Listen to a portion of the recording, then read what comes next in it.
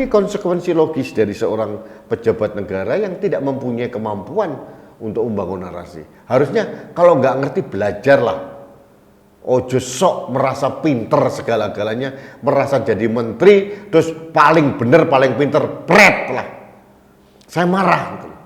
Karena bagi saya konyol bener nih Menteri Agama ini. Sudah kemarin saya puji-puji, mohon maaf sekarang saya caci maki.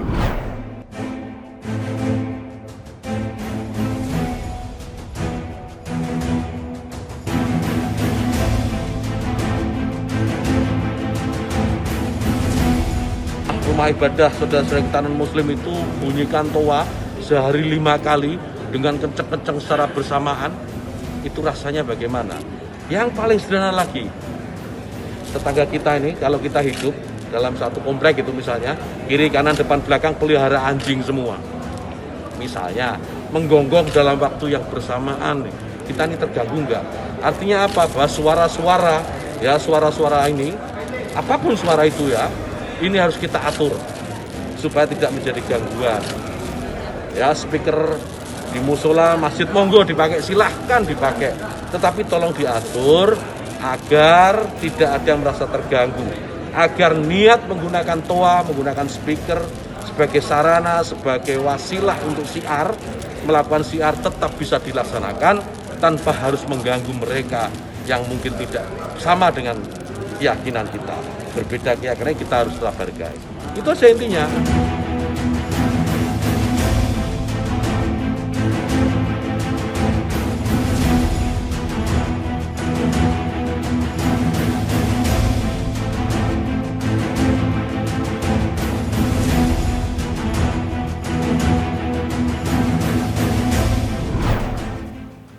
Halo sahabat Indonesia, kita bertemu lagi dalam Opini Rudi.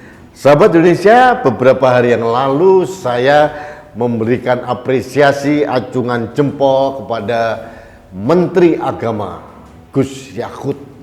Karena apa? Karena beliau berani membuat surat edaran untuk pengaturan speaker atau toa di masjid-masjid.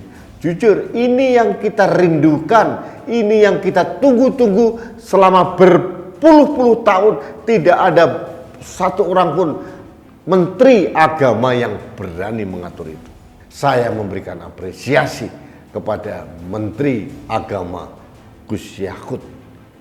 Nah, meskipun saya juga mempertanyakan mengapa hanya SE, surat edaran, dan saya juga mempertanyakan bagaimana mekanismenya di lapangan, pemeriksaannya, kontrolnya, bagaimana cara memberikan sanksinya, bagaimana pelaporan dari warga kalau terganggu, kalau melihat ada masjid yang tidak sesuai dengan surat edaran Menteri Agama. Itu saya pertanyakan juga dan sampai sekarang belum mendapatkan jawaban. Nah, sahabat Indonesia, belum selang beberapa hari, langkah berani dari seorang Menteri Agama ini justru dicemari oleh siapa? Oleh Menteri Agama sendiri. Karena ketidakcerdasan seorang pejabat negara dalam memilih diksi dalam komunikasi publik. Ini Menteri Agama ini, mohon maaf ini, literasi komunikasi publiknya sangat rendah. Bagaimana mungkin seorang Menteri Agama mempersamakan, menganalogikan azan di masjid dengan gonggongan anjing? Nah, ini kan tidak apple to apple dan jauh. Kenapa menteri memilih diksi gonggongan anjing? Kalau membuat analogi, mbok yang lebih cerdas Pak Menteri. Oke, kebisingan suara toa di masjid itu mungkin sama dengan kita mendengarkan petasan atau knalpot. Kan banyak analoginya, pilihannya. Kenapa justru anjing, Pak Menteri? Ini jujur saya yang kemarin saya memberikan apresiasi kepada Pak Menteri, jujur saya kecewa gitu. Bagaimana mungkin suara azan diperbandingkan dengan gonggongan anjing? Sebagai muslim saya tersinggung benar ini. Karena justru menurut saya azan itu adalah kemuliaan kita, bagaimana kita mendengarkan panggilan untuk sholat, mengingatkan kita untuk sholat. Kenapa justru diksi yang dipilih oleh menteri ini gonggongan anjing? Saya nggak ngerti. Nah, di sisi ini saya melihat bahwa pejabat negara, apalagi seorang menteri, dalam membangun komunikasi publik harus mempunyai kecerdasan komunikasi yang mumpuni. Seperti ini kan luar biasa. Ini menjadi amunisi, menjadi membuat marah. Bukan marah orang-orang yang disasar oleh Pak Menteri, orang-orang yang intoleran, orang yang biasa-biasa seperti saya pun juga ikut marah gitu loh. Karena apa? Kesalahan seorang menteri dalam memilih diksi. Ini, saya tidak tahu. Makanya dulu pernah saya bicara ya, dalam suatu seminar atau mungkin dalam opini ini, saya mengatakan seharusnya selain mempunyai kecerdasan teknis, kecerdasan ini, pejabat negara terutama menteri harus mempunyai kecerdasan komunikasi publik. Kalau perlu, presiden memberikan training atau memanggil seorang profesional untuk mentraining menteri-menterinya. Karena banyak menteri itu yang mempunyai kemampuan komunikasi yang buruk. Apalagi dalam menghadapi doorstop interview. Banyak menteri yang asal jeplak, asal mangap. Dan menurut saya kali ini Menteri Agama juga asal mangap gitu. Jadi jujur saya protes keras. Saya mengecam keras apa yang dilakukan oleh Menteri Yahud ini. Ini menunjukkan betapa rendahnya kemampuan komunikasi publik seorang Gus Yahud. Ya, sahabat Indonesia, mari kita membangun komunikasi dengan cerdas. Seorang komunikator yang baik itu harus mengerti implikasi dari apa yang akan dikatakan di publik. Harus mempunyai empati dan simpati. Pada saat kita mempunyai empati, kita mempunyai simpati dan kita sadar implikasi, kita akan mampu memilih diksi atau narasi yang akan kita bangun. Itu kunci seorang komunikator yang baik. Bukan sekedar asal ngomong, mentang-mentang dia pejabat, seolah-olah bisa berbicara apa saja. Sekarang eranya bukan Orde Baru. Zaman dulu Orde Baru, menteri ngomong apa saja dianggap benar. Sekarang tidak bisa lagi.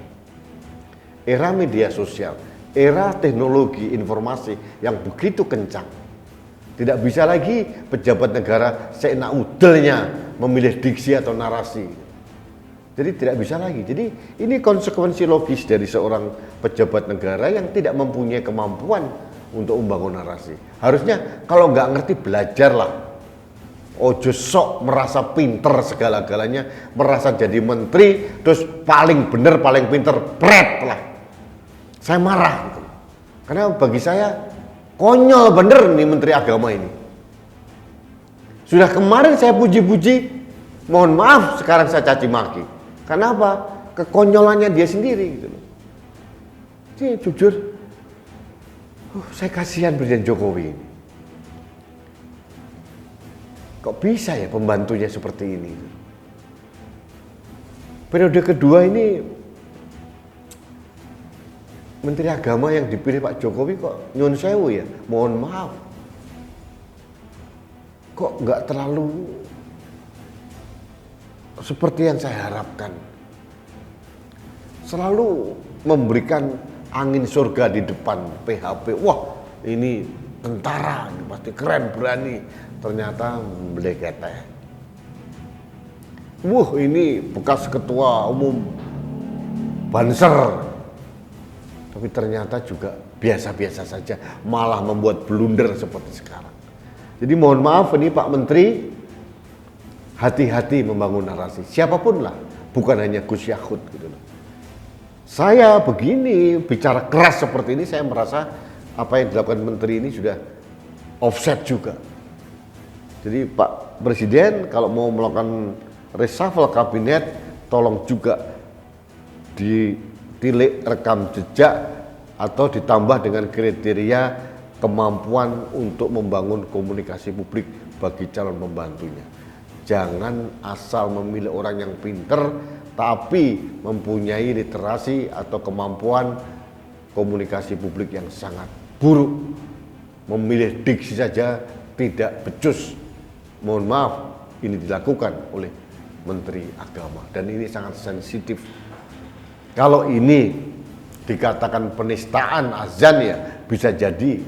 Tapi meskipun saya tahu tujuannya menteri itu baik untuk menjelaskan surat edaran itu, mbok ya analogi pilihan diksinya mbok yang jangan gonggongan anjing, yang lain lah, suara petasan lah, suara musik yang keras lah, suara knalpot lah, itu lebih bisa diterima, lebih acceptable daripada seolah-olah kita mendengarkan gonggongan anjing. Aduh, ini kan blunder seblunder-blundernya ini.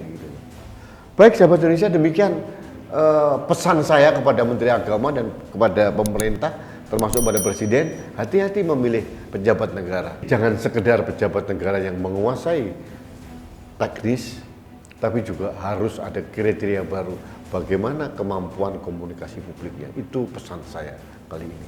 Baik, terima kasih sahabat Indonesia, Anda telah mengikuti Opini Rudi. Kita bertemu lagi pada Opini Rudi berikutnya.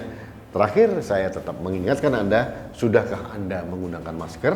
Karena masker saya melindungi Anda, masker Anda melindungi saya, masker kita melindungi Indonesia. Salam satu Indonesia, salam budaya Nusantara, salam toleransi, salam sehat untuk Indonesia. Saya Rudi S. Kamri.